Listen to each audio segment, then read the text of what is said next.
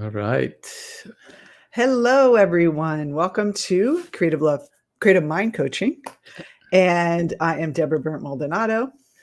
I'm Dr. Robert Maldonado, and today we're going to talk about something of interest for both of us and hopefully for you, the topic of fate. Yes. There's a lot of people ask us, they work on themselves or removing their blocks to love or success or money or like health, trying to be healthier. And they're thinking, well, am I stuck in a fate? Like a lot of people ask me, am I destined to be alone?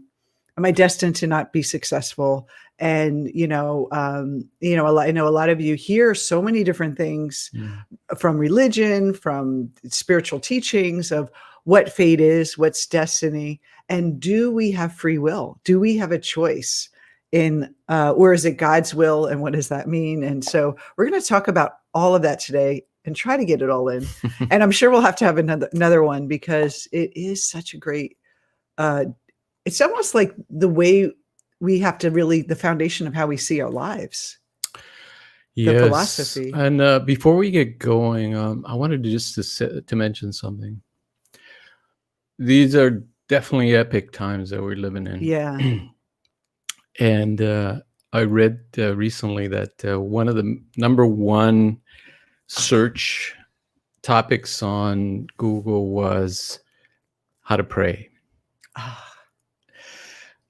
So this is not a prayer, but I love it because it comes from a very ancient tradition of the Upanishads. It's more of an intention. So the intention goes something like this. May the Spirit lead us from the unreal to the real, from darkness to light, and from death to immortality. And that's really the intention, to move from our own projections, our own illusions, and being caught up in shadow, to understanding the foundations of reality, the absolute reality. The other piece is the darkness to light. Yeah. Light is simply higher knowledge, higher understanding, insight. So, yeah, I was going to say the darkness, a lot of people think it's our darker selves or something negative, but darkness just means unconscious. Yeah. It's in the dark. And so when we look at what's going on in the world and people that are mistreating other people, racism is definitely unconscious. It's passed down, it's taught, and it's for ignorance. It's not, it comes across as evil, we can perceive it as evil, but it really is ignorance of the light. And so fighting it with hate is just adding to it. So we have to hold, as spiritual seekers that we all are, is really be bearers of the light.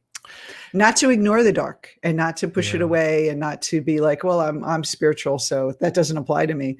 But it's almost like we have to hold the light and be a force in the world to hold it. And then the last part is from death to immortality, which really means from seeing ourselves as only biological beings in this limited body, to understanding ourselves in the divine context, right, of a spiritual being having a human experience. So that's the intention. So that's the intention of our talk today too, is that we want to bring light to the darkness, to the fears, to the unconscious things that we don't want to create in our life. Why does it happen? And how can, do we have power to change it? That's the question for today. And then we also have a special announcement at the end for a new retreat we're doing. And I hope you stay tuned because it's going to be amazing and you want to be a part of it, possibly. So we're going to talk about three things. We're going to talk about destiny. We're going to talk about fate. And we're going to talk about choice. And we're going to use some of Carl Jung's teachings around that, like what he said about it, and actually Eastern philosophy in the Upanishads and how they actually go together. They're kind of blend. They kind of had the same ideas. And so I think it's a beautiful way to talk about it. So I think the first thing we need to do is we need to define these terms, because a lot of people confuse destiny and fate. Hmm. So do we want to start with destiny, and or do you I want don't have a good definition for it, so Okay. you start us off. So Carl Jung says that what is it in the end that induces a man to go on his own way and to rise out of unconscious identity with the mass as out of a swathing mist? It's what is commonly called a vocation. Hmm. And he said it's an irrational factor that destines a man to emancipate himself from the herd and from its well-worn paths. So it's Right. individuation. True personality is always a vocation and puts its trust in its God despite its being. As an ordinary man would say, only a personal feeling, but vocation acts like the law of God, which there is no mistake. And he says that he often finds among his patients when he was working with them, because of their spiritual and social gifts, are quite specifically called to take an active part in the work of civilization. And that is their biological destiny. So when we think of destiny, I'm actually getting goosebumps from that again. It's really, the destiny is really the big picture. And one person said, it's kind of like we're on a boat, and the boat has a destination. It comes from the Latin word destin, which is where destination comes from. And it's really the end goal of life. It's the big picture. So what are we here to do on a big level? What is our purpose? And Jung thought of it as our spiritual and gifts that we have, that we were born with, that are biological in a way, that we're kind of like they're in us, like it comes natural for us. So if you're an artist, if you're someone like, for me, wanting to help, or I love to write. Writing is my destiny. Your destiny, you were drawn to art, but you were also drawn to psychology. And so Carl Jung felt like his destiny was to be a spiritual psychologist, because his great-grandfather actually was a psychologist, and his father was a pastor. So there's all these, I think his great-grandfather was a physician. Yeah, but he was studying the mind. And so there was kind of like a biological destiny he had. And but it's really a bigger picture. And so when we think of destiny, just think of it as like, oh, you're not destined to be alone. I'm not destined to be poor. But destiny is, what is the purpose of my life? What am I here to contribute to civilization? We have, even though Maya is unreal in a way, it's still all we have to create in. And so what is the big picture? Like, what is our purpose in life? Yeah. And so do you want to add to that? Yeah, it reminds me of the concept of dharma Mm-hmm. in the original Upanishads. Mm-hmm. Not in Buddhism, the dharma becomes the Buddhist teachings. But in the older tradition, an individual's dharma is your sacred duty, your calling, in essence, what you described there, your destiny. And a person can follow their dharma, in essence, and develop themselves continuously through higher knowledge, through yoga, through meditation, to express their dharma in as much a perfect way as they can, or they can ignore it. And that's when a person falls into the karmic wheel, essentially, of playing out based on their environment, their actions and their conditioning. So you see someone who had a long family of lawyers, and then they're forced to kind of, like, it's expectation to become a lawyer. And then that person kind of breaks that from that. Their destiny isn't to be a lawyer. Their destiny is to be an artist or a singer or something else. And so here's the thing, the ultimate goal is to know who we are on a deep level, realize the self, realize God in our life, divine in our life. That's the big goal. Absolutely. And then the destiny, the gifts and talents are a way for us to act in the world. And it's like God gave us a gift, or the divine has a gift, and we all have different ones. We're all, like, it's like biologically the divine has divvied it up So we all have a unique way to express ourselves. So it's a beautiful, so think about destiny as this big picture. Like it's where the ship is taking us. And for me, and I want to share this story. I didn't tell you I was going to mention this, but I was thinking about this before I talked this morning while I was getting ready. And I was thinking about where I am now.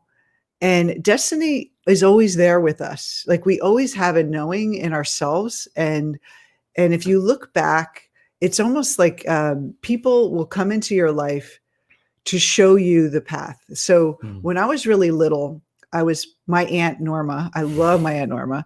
She and I were like kindred spirits. I mean, there was some special bond between us. And every birthday, she would always give me these mystical gifts. Like she gave me my first set of tarot cards. She gave me a Ouija board, which my mother freaked out and made me throw away because she thought it was the devil. But she would give me these like cool things that were like about psychology, about spirit, like alternate spirituality. And so I feel like she planted the seed for that mystical part of me. And then my Aunt Doris, my mother's other sister, gave me a typewriter.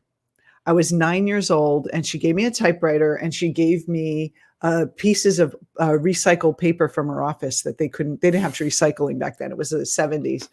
And I would sit there and I would write my stories. So I feel like my two aunts already like intuitively stepped in. And then I was around a lot of people that ended up teaching me about, like I just noticed like people came to me for help and advice, and I loved psychology. And so all the things I read about being single and why I was single, and I was just so excited about personal development.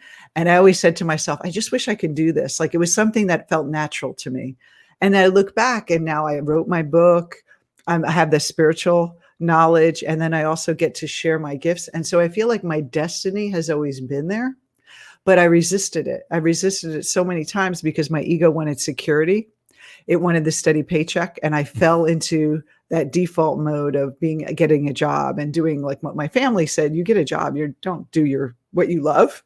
And I got laid off like 5 or 6 times within 5 or 6 years.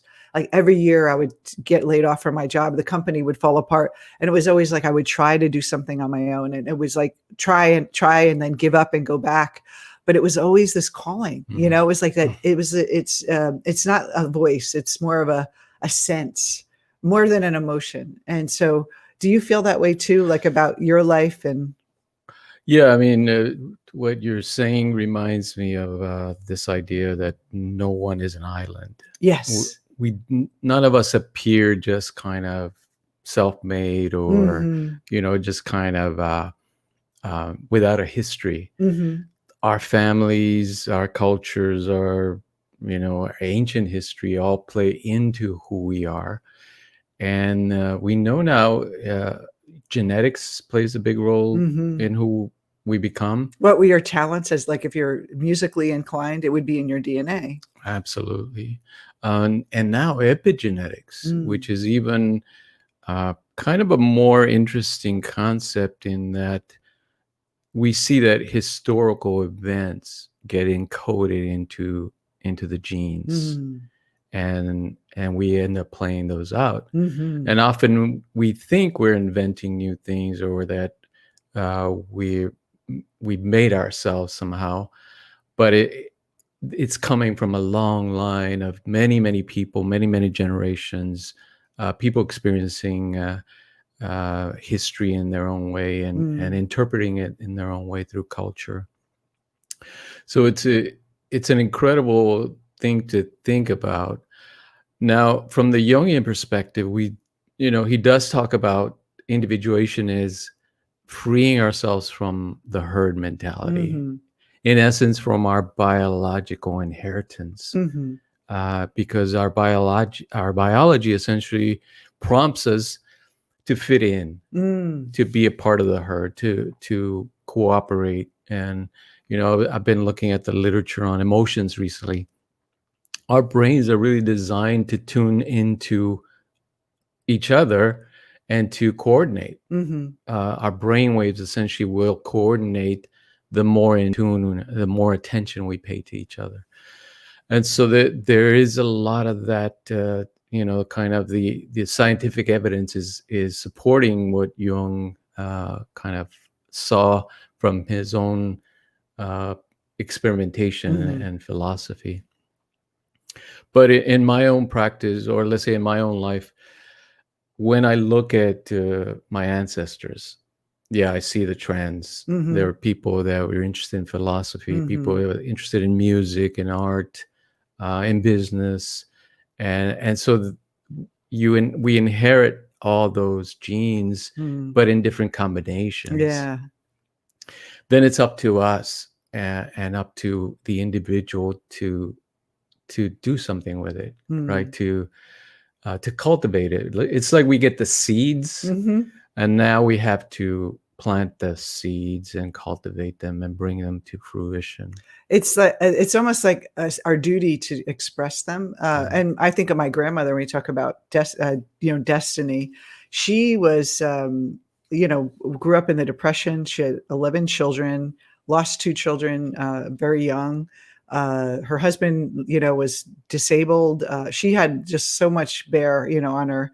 And she was the president of the Democratic Women's Society back in the 40s for 40 years.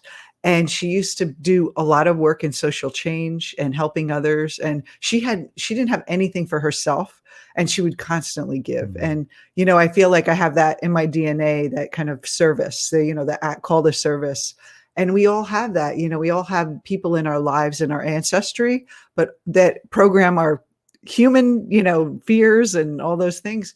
But look back at your ancestors and think, who inspired me? Like when someone talked about someone in your past, like, oh, great grandmother May, she did all these things. And we have that in our ourselves, and then the people around us. And I see some people you see with musical talents, their kids.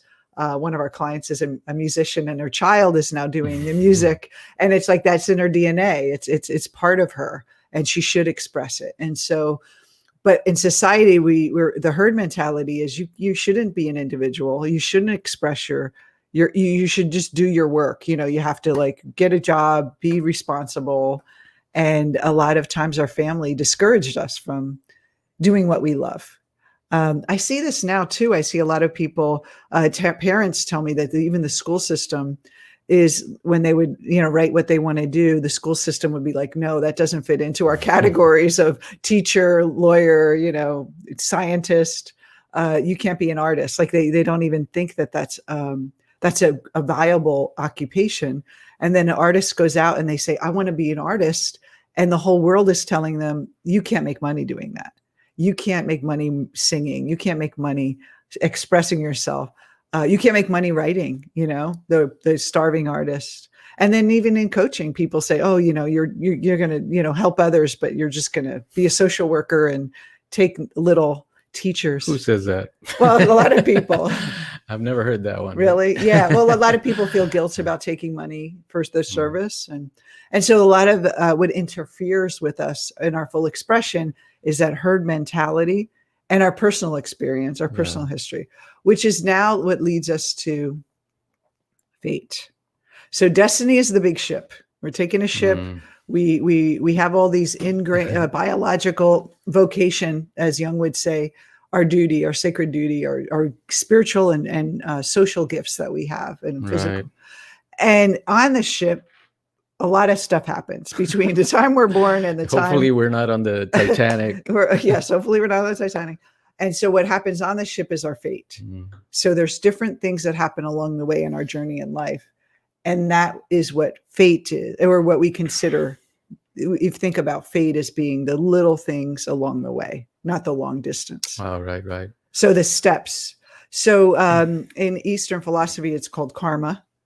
And fate is what we unconsciously live out if we aren't conscious of it. So let's talk about that. Yeah, that's a good way to frame it. And that we know karma is a powerful force. And I would say that behaviorism and conditioning is a modern way of understanding aspects of karma. We know every action we take has a conditioning impact on us, operant conditioning. And it has to do with the results that we get from the action. What feedback we get from it. And even biologically, we know neuroscience shows us that our brain evolved by kind of pushing out into the world and then seeing what pushes back. And, those forces shaped our behavior, shaped our brain, shaped the way we see the world and the way we experience it in a very powerful way. Jung called them the opposites. Fate is the opposites of that pleasure, pain, Absolutely. The kind of good or bad, pleasant, unpleasant. Yeah. So at the individual level, every action we take then gives us that positive or negative. But that positive or negative is an interpretation that we make. Is it beneficial for my survival or not? And so there's kind of this blind force going on from the time that we're born, because every action we take has that conditioning karmic effect on us. So by the time we know it, we're not really acting out of free will, as a lot of people think, I'm making these choices. But if you really study human nature and human behavior, it's very conditioned. It's based on past experiences and the rewards and punishments that we got from the environment.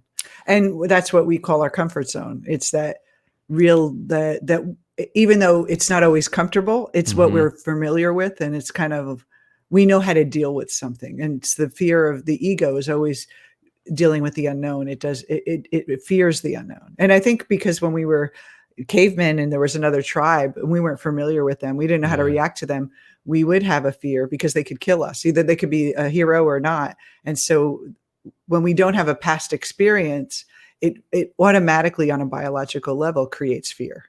Yeah. Like you say with the kids, with their parents, when a stranger comes, the child would look up at the parent to see if it's okay to interact with the stranger. Yeah, a lot of it is certainly transmitted unconsciously from the people around us and the culture, what is appropriate in the culture. And we just kind of sense that because we're sensing beings. And the more I learn about emotions, the more I see that it is more a feeling that we have about what is right and wrong instead of a cognitive decision that we're making. So emotionally, it's really triggered by emotions. Yeah, we're absorbing all this information emotionally as we're growing up and throughout our life. But in essence, the important point is that we're not really conscious, and so we're acting out of that karmic past, out of that conditioning, which means now this is the implication that if we exchange roles with anybody on the planet, we would essentially play out their karmic role, right? That's why compassion is really the answer, because everyone is acting from that conditioning past. The darkness. They're not really making those choices for themselves. When you understand that, then you're not as triggered or as angry by people's actions, because you understand they're playing out their karma in essence. It doesn't mean that you let them walk all over you or be a doormat and say, well, it's their ignorance, so I'm just going to forgive everybody. You keep your boundaries, you establish, kind of take the steps, but with that understanding that they're not intentionally trying to harm you. And I think that's where this kind of the judgment is the intent to harm. Yeah, they're not intending to harm you. Yeah, so the question then, and this throws into question, of course, the whole idea of culpability in criminal law, and if you think about your own life, the choices that you've made, you look back, and if you understand these principles, they were operating in your life, and all those early choices that you made, those mistakes and those triumphs, they were all really part of that karmic conditioning. You're playing out your karma. The question is, can we free ourselves from that? Yes. Can we liberate ourselves? Choice. So fate is your unconscious conditioning from early on in life that you're playing out and reacting and responding to from the past conditioning, not from a free choice. You're just like, you automatically do things like for me, I would always automatically be the pleaser. It's like a compulsion in mine because of my mother was a very like sweet, pleasing woman. And so I have the tendency to lean toward that. But I have to be conscious of, am I real and why I'm doing it? What's the pattern? And that's the freedom, is to understand you get caught up in that pattern. And here's the thing. I think a lot of people think once you identify the pattern, it just stops, but actually it keeps challenging you, and you just learn another way. And eventually you create a new groove. But, it's almost like the fate is like the well-worn road. I think there's a quote in here. No, that's not it. There's a well-worn road that creates the fate. And it's like kind of that kind of, I heard it once when I was doing hypnotherapy. It's like when you take a sled in the winter and you go down a hill, it makes a groove, and you like that groove. It feels really good. And then when you go to a new groove, it's like stuck. You're not really flowing, and you want to go back to the easy. And so that's fate. It's like it's always, the ego is always trying to drive us to it. And before we get into choice, I think one of the big things to think about is, if we look at fate, the ordinary person sees fate as either a blessing or a curse. It sees it in, like Jung says, the opposites, the duality. And the wise sees things as an opportunity.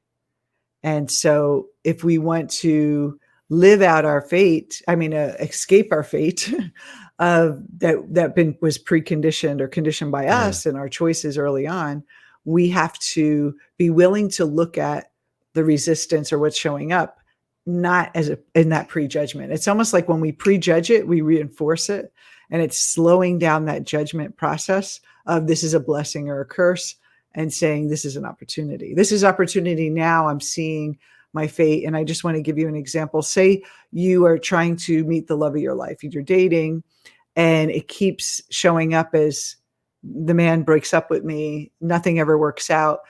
And you can believe that was a curse. But what you're actually seeing is your fate. And there's a part of that, if you can make it conscious, then you can change it. But if you keep saying, I must be cursed and it's bad, in the resistance and in the bad luck is the key for our freedom. And I think if we can approach it that way, that would be a difference. And you always say that the ordinary man sees everything as a blessing or a curse. Yes. It's that duality of judging. The duality keeps us in our past fate, past karma. And seeing things without judgment and non-attachment frees us. Yeah. So, and in a sense, a lot of people feel that it's easier to just let the karmic past play out and hand it over to, like, it's my fate. If it's fate, then let it happen. It's God's will. Right. But you see that it causes a lot of suffering. Living in darkness, meaning not seeing the absolute reality of things, and just kind of going along with a karmic flow, it causes a lot of suffering, a lot of not only in yourself but in others around you. And so we should all strive to free our mind. Now, it is difficult, and a lot of people complain. They say, I see other people have it easier. They're just kind of going along with the flow, and their life seems to be easier than my having to do my internal work and self-reflect and really work through things. But that's just an illusion. Nobody has it easy. Anybody that plays out their karma, they're leaving it up to chance, basically, to their past history, their epigenetics, and all their ancestral past. The social pressures. Yeah, to determine their life, basically. They're just their limitations. Yeah. And if you understand what's at stake, it's really not a choice. Individuation, meaning self-reflection. The unexamined life is not worth living, like Socrates says. It's not worth living because it is not by choice. Can I ask you a question? Do you think that, as we're talking about this, it made me realize that destiny, the big picture destiny, is actually the fuel for us to awaken? Because we have this, it's like almost like we have this gift that's not being used, or expression, that it's like that soulful purpose. And if we go through our karma and conditioning, it's almost like the opposing force of, and so it's that divine. I love the term someone called it divine discomfort. It creates that discomfort that something's wrong, and we think it's something's wrong with us. Like, oh, I'm doing a bad job of creating my life. I didn't, follow the steps that Debbie and Rob said, or some other teacher said about manifesting, and I'm doing it wrong, or all those things. Instead of that discomfort is that you should have your life's joy. You should have that power, and that discomfort of not getting it is kind of a signal that there's something inside of you pushing you. Yeah, it's like those robots in Westworld when they would say there's something wrong with this world. Yeah, right. Yeah. They sensed that there was something off, Mm-hmm. and it for us, the pain, the struggle that we feel in acting in the world, and the suffering that we see, that's a sure sign that something is wrong in the world, and that we need to not necessarily fix it out there. Yes. And of course we take action, but first we have to fix, or we have to look at our own self, right? To enlighten our own mind, because that's really where it's happening. It's not necessarily happening out there somewhere in the world. It's presenting itself to us so that we can do our internal work. It's like a reflection of our unconscious that we can't see, every resistance, every setback, even every good thing that happens. And if we get too attached to it also, so we tend to, look to the world to feel happiness. And that's, so you feel this discomfort and you think, well, this happened to us we've been working together for 17 years, 15 years. And, what I noticed is that a lot of women would come to us when we first started out with love, and they were feeling this like desire for love. I want my partner. And it was painful. I know for me, that's how it started. I was so pissed off that I wasn't married with kids by the time I was 25. And I was trying to, be happy and fit in. And it was almost like compelled by society, like my family. A successful woman is married with children, that's what defines you. That's New Jersey culture. And I think that what happened to me was that when I found, it was pushing me, it wasn't about me finding a man, it was me finding myself first. And I know that a lot of women that we worked with will first come to us for love. And then I was looking for a man, but I was finding myself, and then they found their purpose. And so sometimes the fear of, or the struggle of finding or reaching these human goals are leading us to our purpose. And then we can, it's there to awaken us. So we have to embrace the struggles, not create them, but we want to not have such a harsh avoidance of them or judgment on ourselves when we're going through a struggle. We have to have, just like the person who injures us or injures us, we have compassion for their ignorance. We have to have compassion for our own ignorance, that we didn't know better. We didn't knowingly create this situation. It was unconscious.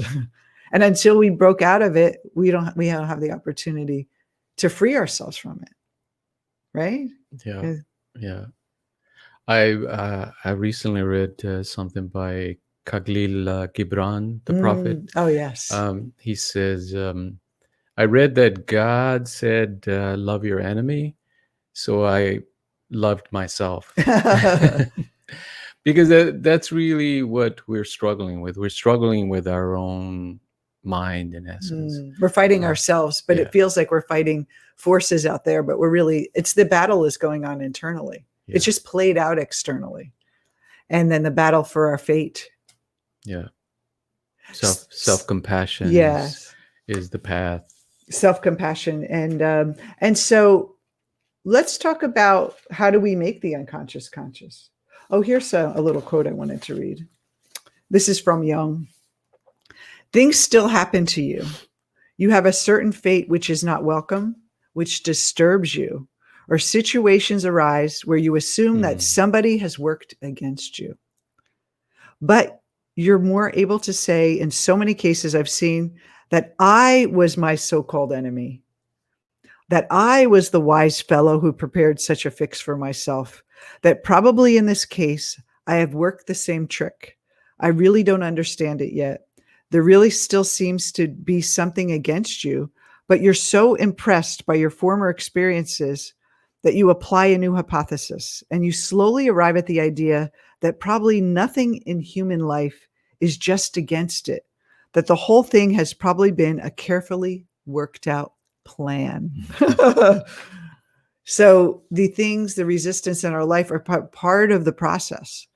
There's this demonization of resistance and that everyone needs to be in the flow. And if you're doing it right, if you're manifesting right, if you're higher vibration and these things are lower vibration, they're in the way and you're doing it wrong. And I know for me, it's been always such a harsh judgment. I don't do it right. And I know a lot of women I work with and men I've worked with, they feel stuck because there's such a harsh judgment of themselves that I should have known better. I should have done better. Let's talk about someone who has a relationship that didn't work out and they're constantly obsessing over what they did wrong and thinking if I was more evolved or if I was smarter or if I maybe I didn't, I ruined my chances. What would you say to that person?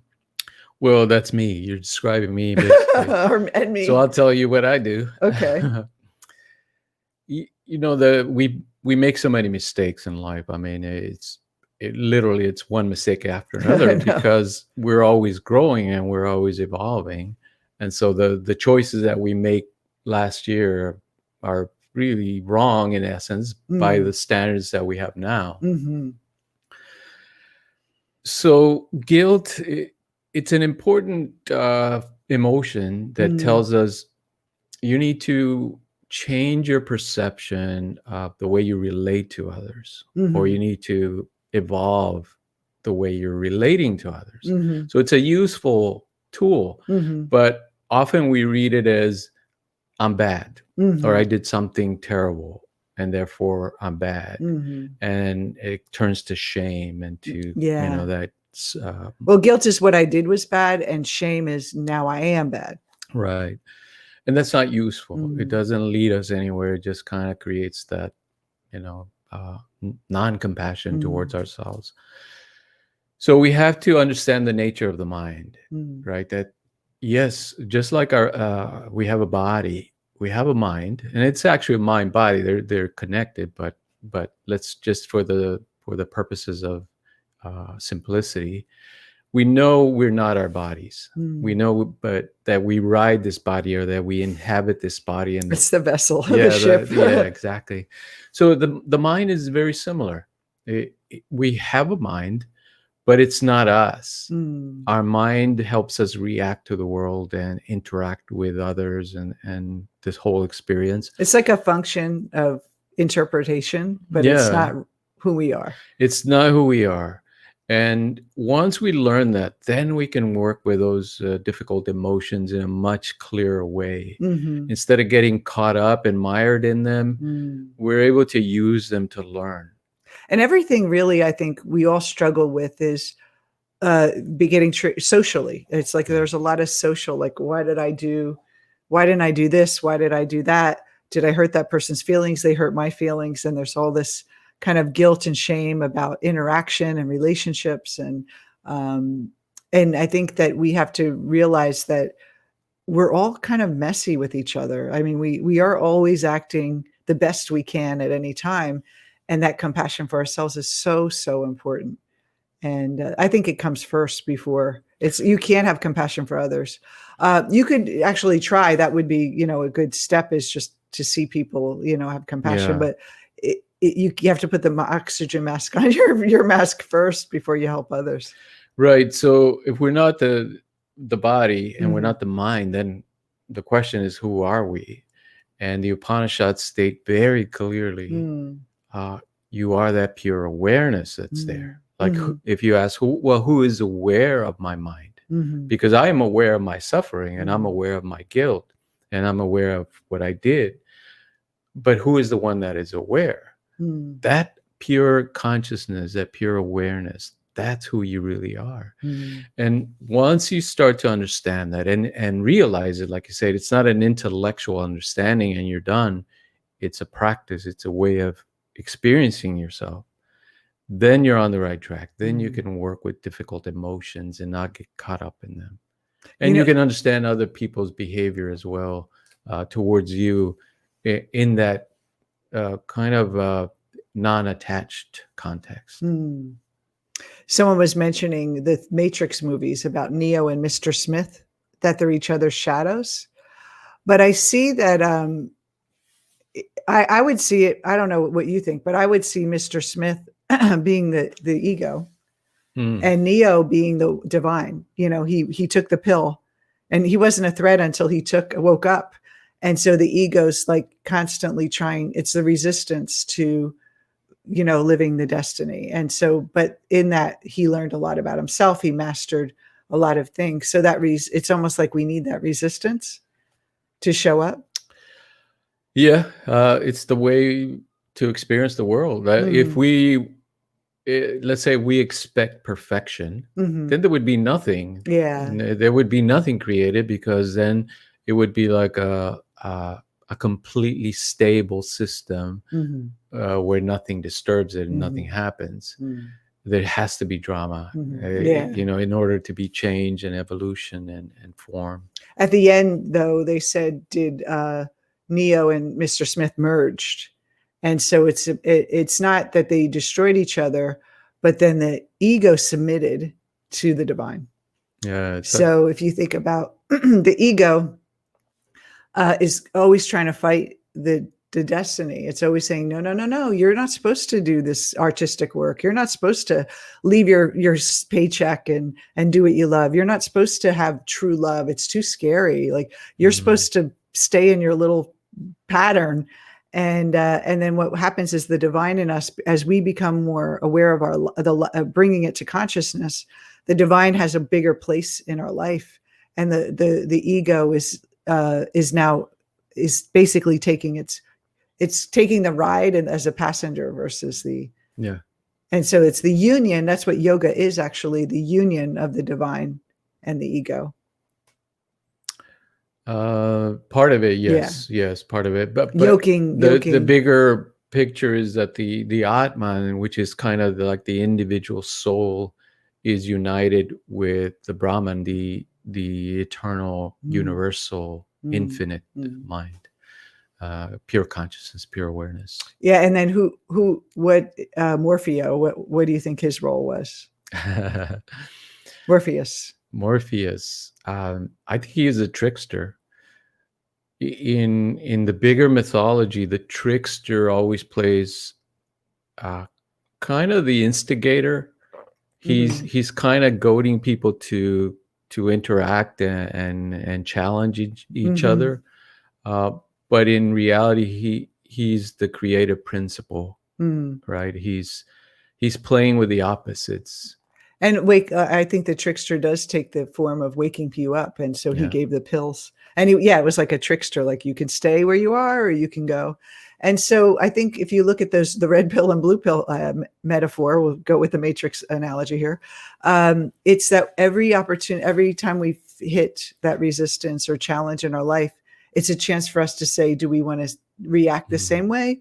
Or do we want to wake up? Do we want to stop feeling like the victim and of life and fate and say, let me see what this is showing me about my mind. And where's my resistance? Why is this showing up for me? And it's an opportunity for me to free myself. And that's where choice comes in. So really, Jung says that until you make the unconscious conscious, it will direct your life and you will think it's fate. You would call it fate, unfortunately. And that's a whole other conversation, right? That there is this unconscious mind going on. Yes. In our conversation, we could say that's the karmic imprint. Yes. That most of the time we're not really conscious of it, but it's compelling us to act. In the Bhagavad Gita, Krishna explains very clearly that if we are not conscious of our karmic conditioning, it forces us to act. Mhm. Like you don't have a choice. You Mhm. will see your hand moving and doing things that even your own mind says, stop, don't do that. Oh, But I've done that a lot in yeah. dating. Or Don't call him. Don't call him. I gotta call him back. yeah, your body is forced to act. It's like, have you ever been, like in an argument with someone and you just always have to have the last word and you're always like poking at, keep poking. And it's like, why did I just let it go? Things that like when you fight with your friends and so that's the goal is to every resistance, every upset is there for us. And I love that things that disturb you are there to wake you up and say, it's time, like, to live out your purpose. And I think what happens is that what happened with our work is that a lot of women would come to us for love. They would do the shadow work and they would work through this, they had the, you call it like this beginner's errand. Like, I'm just going to find the love of my life. And then just because they want to get married or they don't want to be alone anymore. And, they want to have that experience. And then they realize, oh, through that, they're realizing their bigger purpose. Right. Now, it doesn't mean that they don't have love, but it also means that I want love, but I also want so much more. Like, there's so much more available to me. One of my very first clients, Carissa, I did her wedding. I officiated her wedding back in Denver. And she first came to me for childbirth. And then she realized like the impact it has on her body. We worked on success. And then she realized the impact the mind has on what her success is. And then she said, oh, I have to, she found her soulmate, her husband. I think it's 14 years they've been married now. And she said, I feel like this is working with the unconscious is the key to everything. Yeah. And so she then found her purpose and now she does, work like we do. And it's so amazing that these little things in life, whatever your goal is placed there, the resistance, the things that aren't showing up for you. And then the desire is kind of almost like working for you, the obstacles to lead you to something bigger. So it's okay to want love. It's okay to want money. It's okay to be successful and be thin or healthy or whatever your challenge you're up to. But you use those challenges to grow. And then that will lead you to something even bigger than you could imagine. To your destiny. Your destiny. Your true destiny. Yes. I always think of that movie, Young Frankenstein, when he's saying destiny, destiny. Yeah, it's kind of funny. If you know that movie, he was supposed to play out his father's role or uncle's role. Anyway, let's talk about we have some questions. We'll answer them. But I wanted to just mention what we have coming up because I think one of the best things that the one thing we miss about Corona and the social distancing is we miss being with people in retreat setting. And we do a lot of events in person and it's like, this is great, but we do miss that kind of 2-day having to be able to really go deep with our concepts and give people a deeper transformation than just kind of an hour here, an hour there. And we missed that. And we were thinking about how can we do that now with all that's going on virtually. And we had this idea to do it virtually. Yeah. And we were thinking, well, what would we do it on? And do you want to talk about emotional wisdom? So we have a retreat coming up in July. It's all online. It's on Zoom. It's not in this group. It's going to be on Zoom. It's a paid retreat. We have a limited amount of people and it's called Emotional Wisdom for Love. Yeah. Well, like I was saying, the more we get into emotions, the more we see their importance, and especially for relationships, but really for everything. We are emotional beings. That's the way we experience the world, each other. We connect with each other. It's the way we create passionate businesses. If you're an entrepreneur, it's the motivation to create something new and to work with the challenges that come up. If you have emotional wisdom, you're able to manage a lot of those challenges. So it's just a universal topic that we all need to know more about. So one of the things that, I mean, the goal of the weekend is for single people or people that want to improve their romantic relationships. We're going to talk about love, and we're going to talk about why we're attracted to certain people, why we have the certain patterns in relationships that are showing up. And we talk a little bit about neuroscience and the, what's happening in our brain when we're meeting someone else, from the emotional brain and then the social brain. All the research that we have available to us on neuroscience around emotions that no one is like really sharing in a big way. So we want to share that, and then also understand how we work within our bodies, like when things show up, when triggers show up, and what is stopping us from fully opening our heart to love, and why people seem emotionally unavailable, and what does that say about us, and how can we open our heart to a greater aspect of ourselves, just kind of like our destiny, like where can we connect to our soul so we can find our soulmate. And so it's a 2-day event. We're going to have an early price special for the next just 7 days. We're only allowing 30 people. So it's going to be on Zoom. We're going to have 2 segments, morning, afternoon, Saturday, Sunday, July 11th and 12th. And we're going to have breakouts. We're going to do visualizations. It's going to be roll up your sleeves, get your journal out, get some coaching. So it's going to be really practical, like a practical and hands-on, a transformational experience for 2 days. And if you want to have a big breakthrough in love and finding your partner, this is for you. And you want to talk a little bit about what emotional wisdom is? Yeah, so if most of you have heard about emotional intelligence, and that whole research is really fascinating. It talks about the limbic system, the brain, the brain structures, but there are deeper brain structures that really connect us to the subtle body and the subtle mind. And you start to see how we are tuning into each other, not only in a biophysical level, but at a spiritual level. And that this kind of resonance that we have with each other is really the basis of love, of what we call attachment, it and attraction. If we don't understand it, it hijacks the brain, and we're off into crazy land. I've never been there. And often, in many cultures, when people fell in love, they were considered to be in a kind of psychotic state for a while, because you lose your marbles. And there's pretty good reasons as to why that is. These powerful emotions override the prefrontal cortex, the logical part of the brain that makes decisions in a rational way. So when you go, you meet someone really handsome stranger at the coffee shop, and he's kind of one of those womanizers, but you're just kind of mesmerized by him, and your friends know his reputation. You're still like drawn emotionally to that person. It's why does that happen? Why do we fall for the people that are not right for us, or what we really want on a logical level? How do we match the logic, desire, the higher desires within our emotions? How do we have that chemistry that's conscious?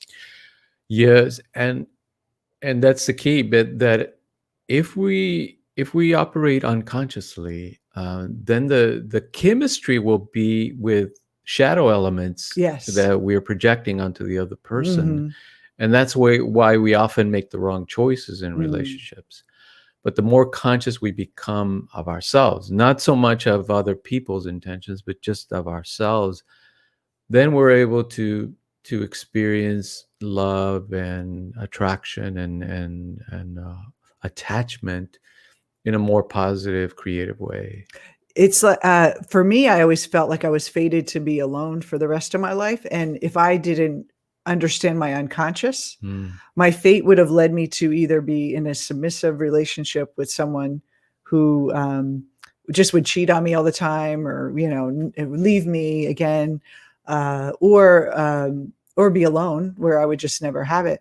But by waking up and understanding that I was the one who would like kind of picked all these people because it fit to my puzzle piece. You change the piece of the puzzle and then everything changes out there. It's like, you don't have to go and go on 50 dates to find the right person. And think about this. If you're looking online, you're looking with your logical mind and you see someone that looks good and then emotionally get triggered of, oh, I don't know. Or, here's what I hear a lot too from these women that I coach. They say that they don't want to say yes to the guy that seems really good because their emotions like, oh, I don't think he'll like me. I don't want to be rejected. So we don't really go for what we want because we feel on an emotional level, it doesn't line up. So imagine if you thought you deserved the best, you would open yourself up to connect and your actions would change, your experience would change within that relationship.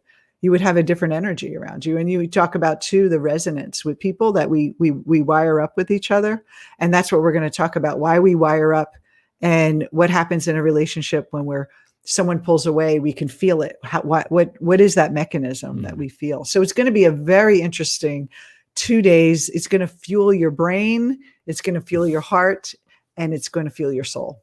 And I'm really excited about it. I can't wait for it. It's in a month from now and I'm just ready for it. Just getting to know, people better and be able to work with them closer and kind of, it's not as good as an online retreat. I mean, in person where I can give you a hug.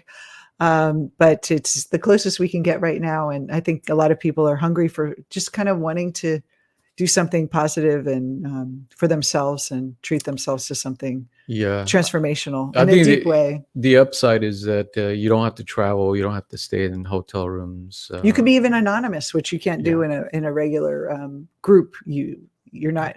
We won't call on you if you don't want to be. You can drink wine.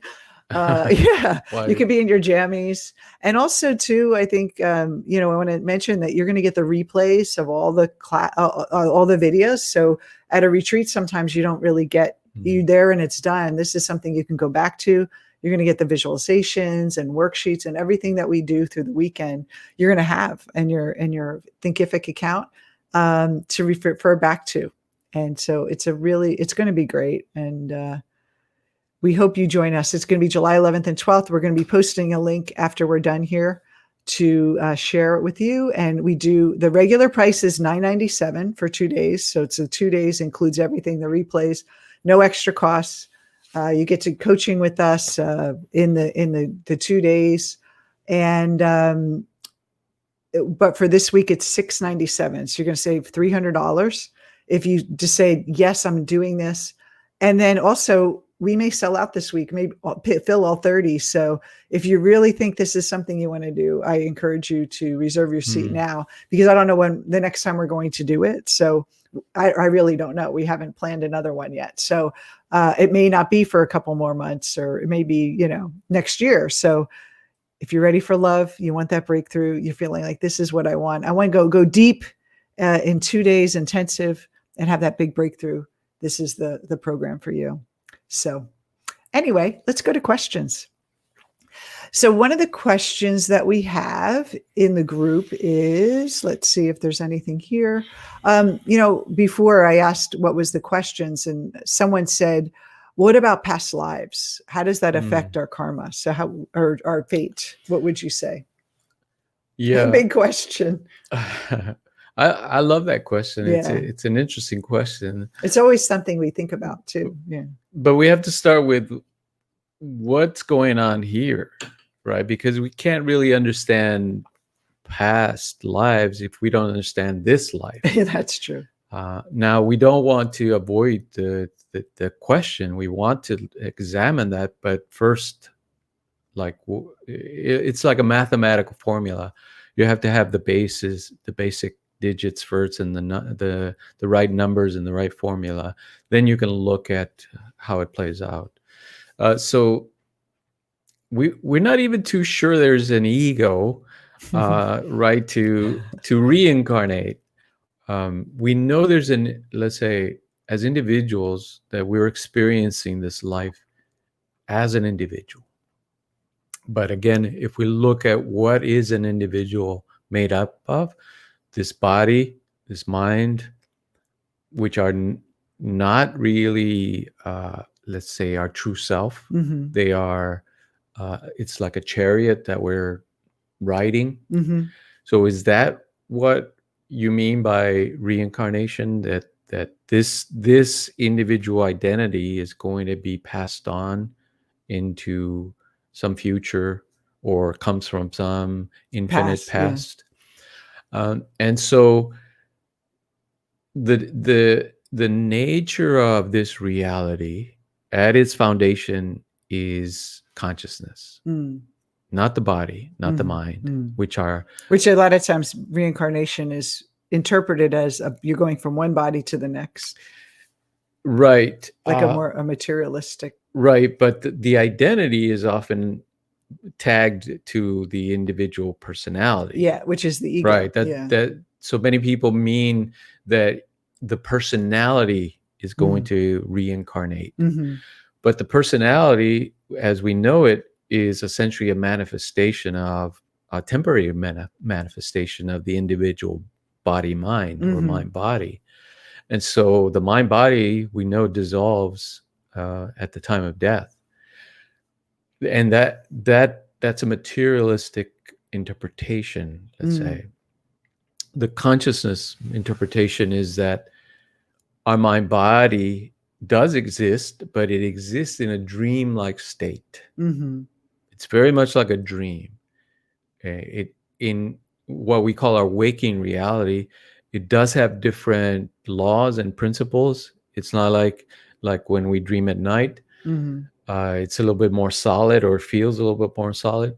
But in essence, it is like a dream because it disappears. It doesn't last eternally. Like well, even at night, like, do we disappear? We Exactly. go out for 8 hours and then we come back. Yes. And so when we talk about reincarnation, we have to take that into consideration, that the Upanishads were talking about a conscious universe, not a physical one, where you embody these mind bodies like a chariot, like a physical chariot. Essentially, it's the other way around. There is a consciousness from which everything arises. So everything is happening. This physical experience that we're having is happening in consciousness at the same time. Yes. It's like there is no past or future. It's all happening. There's only now. Yes. And then what we're pulling in is our individual experience of the now. Yes. So let's say if you're thinking about past experiences, it would be like a past dream. So it would be very much like during the night, you have several dreams. So you're in a dream and you're one person, and then that dream ends and another dream begins, and you might be in a different situation and playing out different things. That would be more akin to what's happening in this waking reality as well, that we're going from dream to dream. And that would be a form of reincarnation. And so then how would fate play a role in that? That the consciousness, the individual consciousness, or what's called the Atman or the Jiva, is essentially learning through the process of dream to dream. From dream to dream. From dream to dream.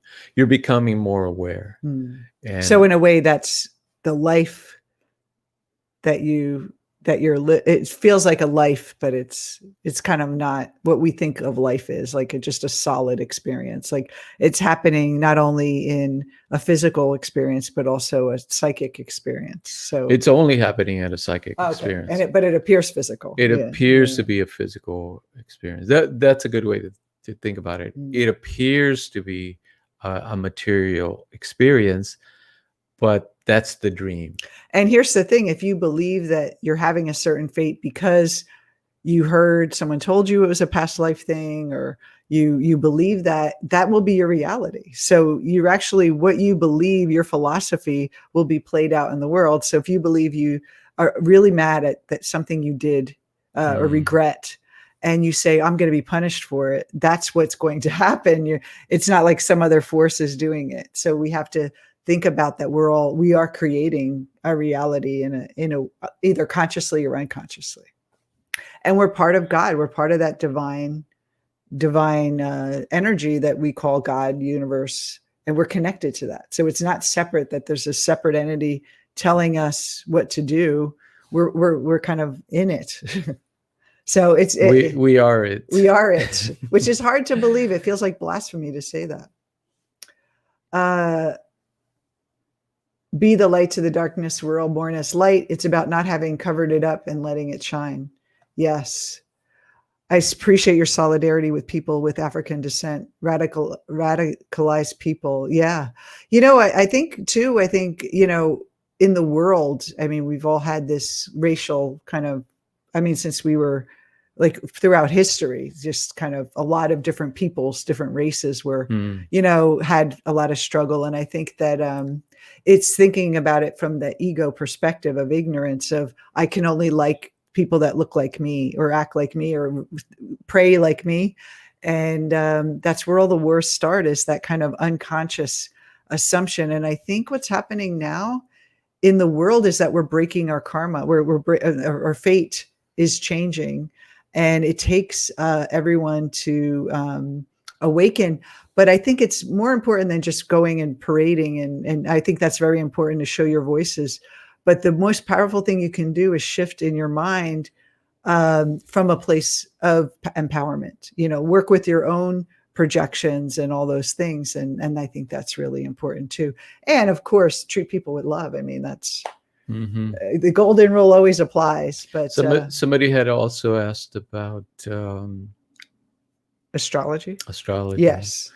Yeah. So how does this, that's, there's a couple more questions too. What is mind body? But let's talk about astrology for a minute. Cause a lot of people, tell me that, they had their astrology chart read and,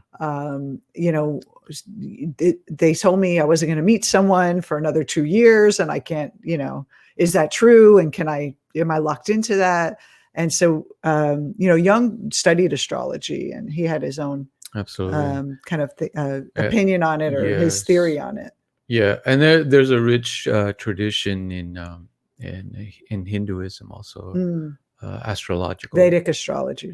Vedic astrology. And it is, if we think about the planets and the stars, they're part of our consciousness, so we are connected to them. So there is, it's not that it's a defunct, but again, if we see it as a material universe, then we would be falling into determinism. Yes. That according to the time and place you were born and the position of the stars, that's going to be your fate. That you're locked into that destiny because of your astrological kind of coincidence of time and space. Again, if it is a conscious universe, as the Upanishads explain, that's a very different interpretation. Now, there is no separateness from you and the stars. And there's an actual verse in the Upanishads that says, you see that sun, which is a star in the sky? It's identical to you. Wow. I know. You are that, and it is you. And so everything we're experiencing, including the far off distant stars and galaxies, they are our self. It is the self. And so when you understand or look at astrology from that perspective, it's talking about a very different process. It is understanding the universal mind and how it's operating.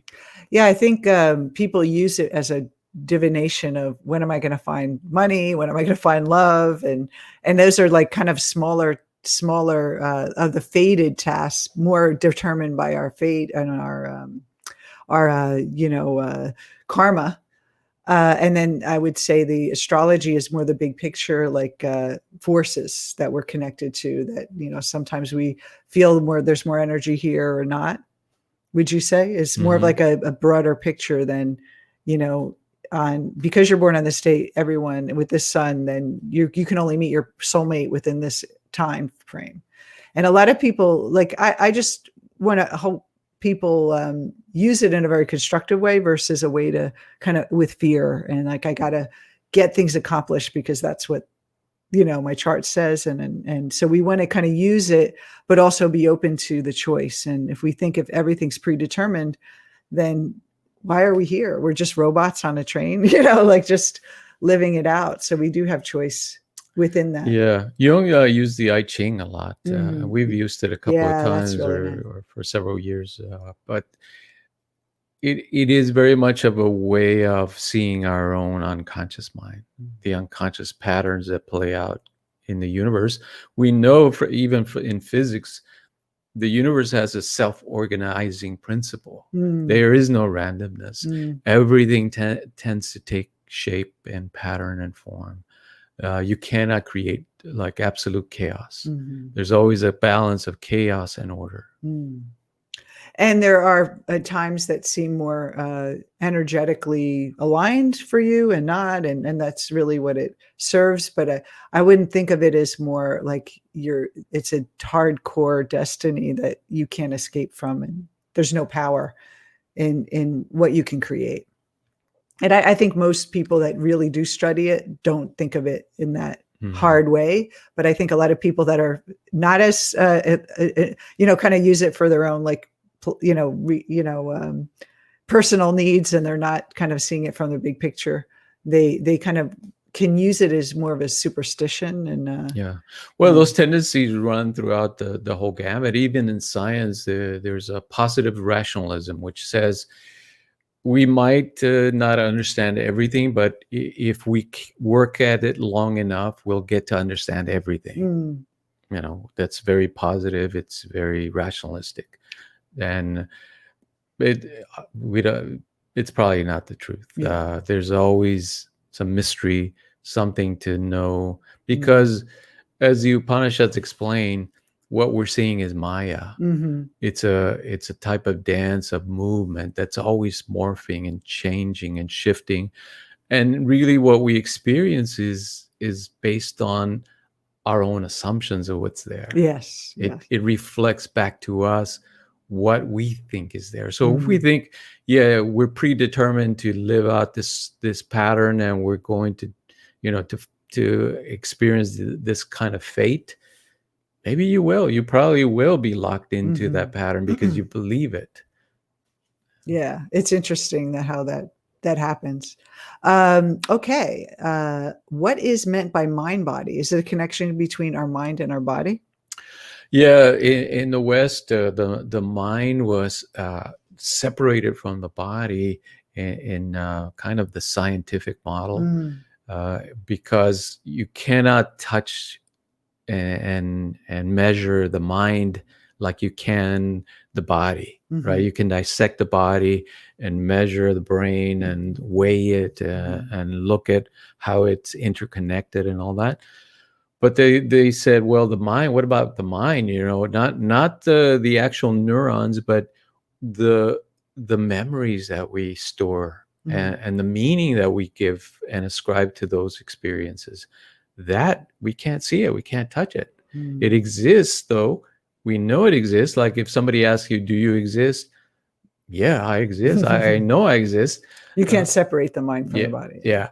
And so that mind, according to Descartes, was separate from the physical body.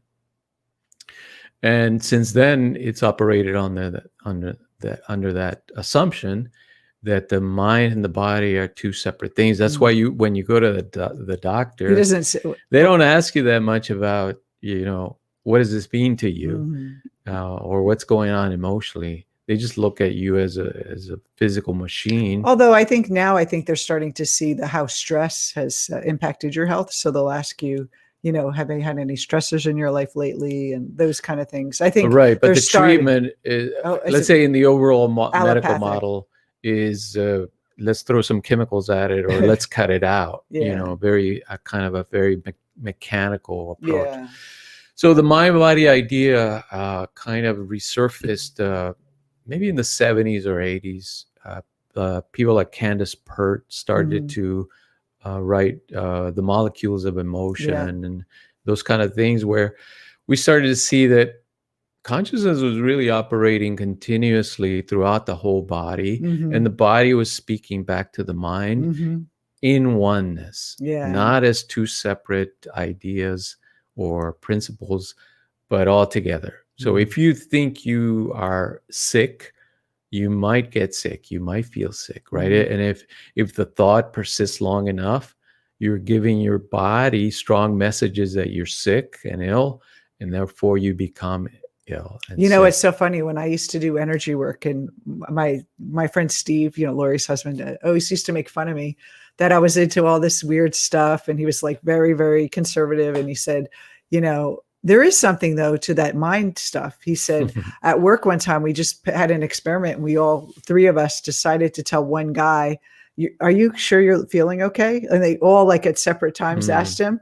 And then at the end of the day, the guy's like, I feel like I'm not feeling okay. And he's like, it's interesting how you can really impact someone by your words and suggestions. And so it's really, and when I was doing medical hypnotherapy, it was all about like telling the body it's healing and it's, you know, getting better, and then the body would react to it. So very interesting, but that's another whole topic, and we'll probably do another retreat on mind body too.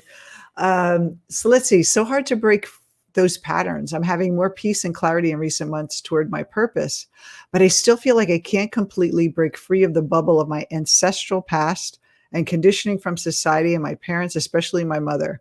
I want to change things in my life, and I'm taking little steps, but I always felt that something seems to me holding me back. I feel like a mother figures in my life who represents the qualities I'm seeking. I don't think I could see the whole thing, but here's the thing. What keeps people stuck the most is wanting to get away from the pattern. So I think what's happening is you're getting conscious of it, but you're pushing it away, which keeps it in the shadow. So I want to get rid of the pattern. And so instead of pushing away and wanting to be free of the ancestral past, that's a great intention, but you don't do it by pushing it away. You do it by saying, you know, how can I integrate this? How can I understand this, but not buy into it and not be afraid of it? It's like if your whole family was poor and you're trying to be rich, you're just pushing away the poverty all the time, and it's going to keep catching up with you. It's going to keep showing up. There's actually a movie about that. The Greatest Showman. He was born very poor, and he wanted to be successful, make something of himself, because the woman he loved was wealthy, but he kept ruining his, like, having bankruptcies over and over because it was something he resisted. And no matter how much money he had, people still judged him as a common man, or he was self-made. He wasn't like part of the aristocrats. And, you know, that kind of battling that is always going to come back. So when we talk about working with your fate, it's very important to know that we're not pushing away something, that we're not rejecting something. We're actually, how do we accept, have more acceptance around and non-judgment around that conditioning, and what is it inside emotionally that is so repulsive about it? Because that's what keeps us hooked, and that's why we do the emotional wisdom is to get into that emotional hook around it. Yeah, it's a good plan. Right now, like, twins can have completely different lives and personalities. There's clearly more to it than astrology. Yeah.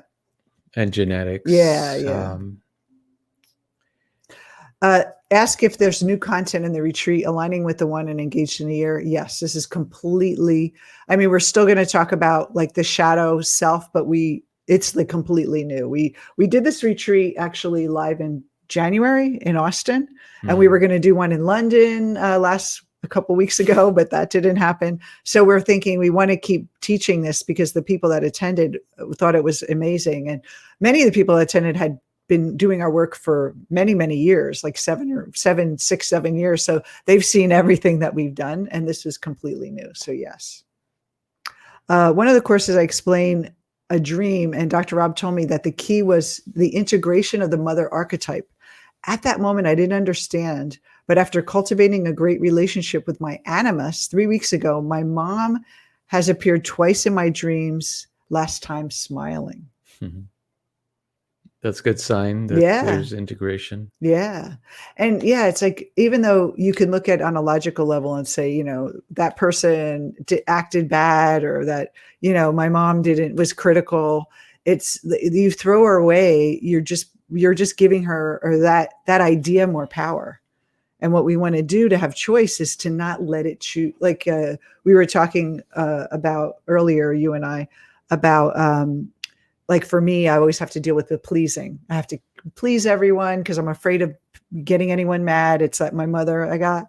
But if I go into the opposite extreme and reject the pleasing, or reject not pleasing, and you're still creating something against something else. Like you're still dealing with that opposite.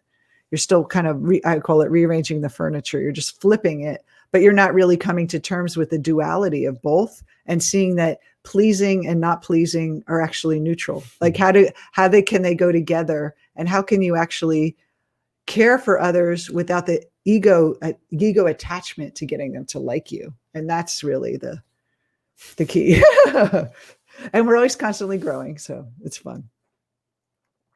Yes. And let's see, any more questions before we go?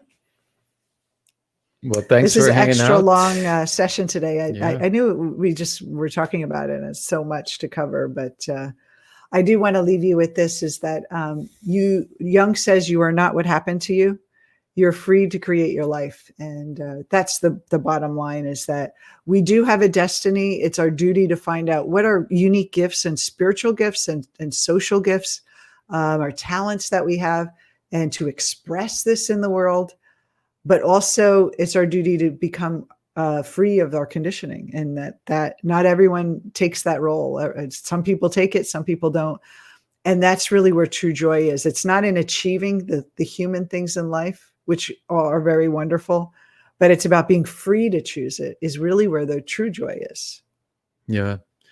Yeah. At the end of the day, freedom is doing our own internal work, freeing our own mind.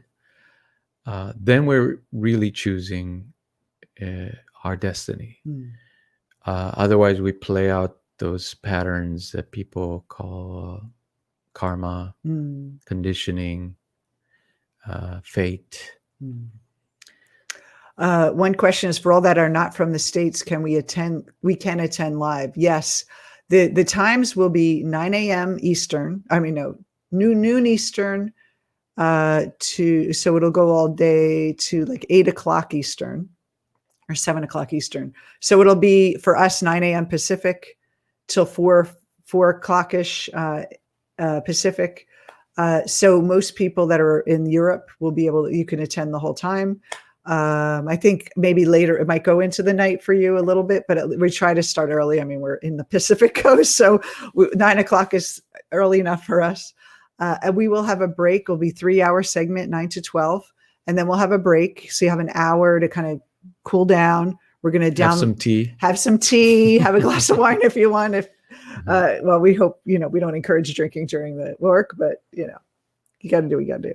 And then the afternoon will be another 3 hours. And then we'll come the next day, and there'll be a 3-hour segment and a 3-hour segment. We'll even take maybe a little, 5-minute break, so you can not miss anything. And then also too, you don't have to, you can be anonymous. You don't have to be on video. You could, just come on audio. You don't even have to have a name. You could put, option 1, as your name. Sleepless in Seattle. And then there'll be a chance for you to ask us questions. So you can raise your hand, and if online, you can actually use your computer audio to ask us a question so we can interact, or you can type it in the chat if you're too shy. And we'll probably have a couple volunteers to do, kind of work with, so everyone can see how to work with it. It's very interactive. And it's going to be really fun. It's going to be like you're with us, but distantly. It'll still have the same energy and love that we always bring. That's right. If it's a conscious universe, we're all in the same room. Yes. And we are limiting it to 30 people because we want to make sure everyone can get their questions answered. And it's a very intimate, deep work. So we want to make sure everyone gets what they need. And if we had too many people, you're not going to have that intimate experience. And that's something we value. So So we'll tell you if it's sold out once it sells out, but I'll post the link here, and that we will hopefully see a lot of you there. I like that you focus on creating destiny through true self, higher consciousness. Thank you. Yes. That's the only way to create, not from the ego. Yes. So stay well. Thanks for hanging out with us, and thanks for the great questions and great feedback. And again, let's end with the world. Let's hold the world in its becoming. One of the things that Swami Vivekananda, one of our teachers that we read a lot from, he's no longer with us, but he came in the 1800s to the US and traveled around. He said that the world is perfect, but not complete. And so even as things play out right now, and it feels scary to some people, that we have to remember that it's not complete. We're constantly becoming. And so when you look at the world or look at your fate as fixed, you don't give yourself space and room. And so if all of us going home, leaving this today, if we can hold a vision of the world that we want to be in, that we want to live in, we see people, I want you to stop looking at all the violence and look at all the coming together. Fill your mind with all the good that's happening. It might not be shown on the news a lot, but feel good. And if you can't focus on it, on the news or online, just imagine it. Imagine the world you'd like to be in. And, maybe play some John Lennon and see us all really coming together and awakening others. But we have to do the work ourselves. And the more we do it ourselves, it's a ripple effect. It's affecting everyone. The less anger we have in our heart, the more we deal with our anger, our guilt, our shame, the less it ripples out into the world. And it's a beautiful thing that we can do for others. And there's something we can do right now here today, is to hold that vision. And if that's all you do today, you've done your part. Well said. All right. Take care, everyone. We love you. And I'll be posting some stuff for you, the link so you can sign up if you're interested. And feel free to post questions about it if you have, about the retreat. We'd love to answer them. Take care. Bye-bye.